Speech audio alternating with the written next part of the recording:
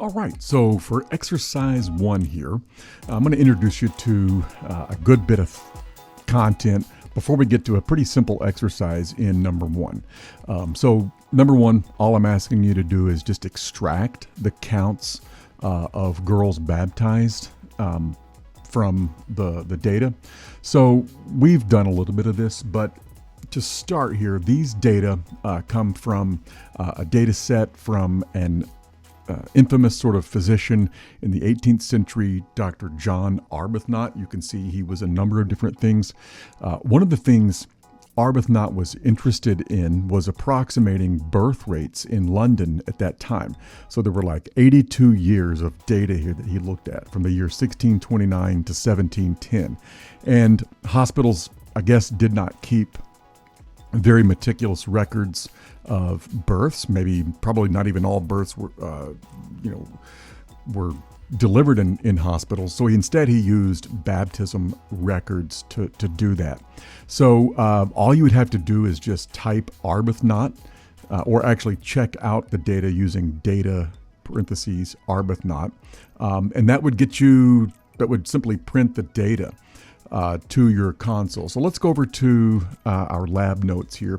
I've already got some of this populated.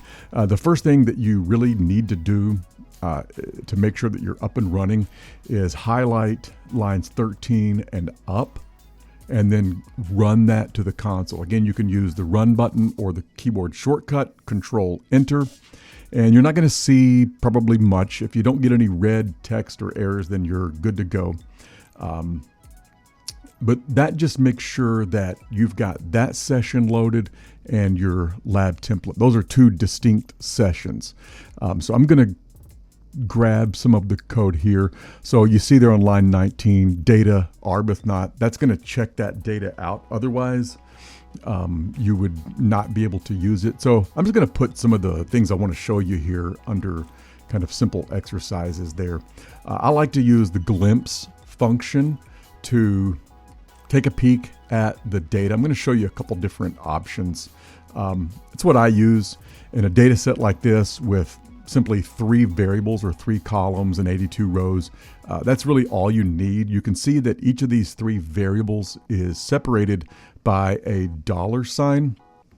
And that simply means that we can index or extract any one of those variables from the data. For example, if you wanted to just look at the years, 1629 to 1710, and I'm using the up and down button here in the console to kind of cycle through previously used commands.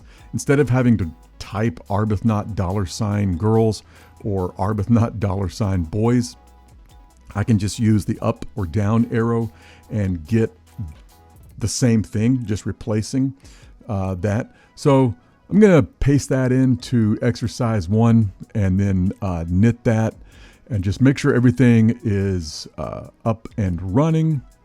And so far it looks pretty good. So yeah, ignore my statement there at the bottom. That's just some dummy text.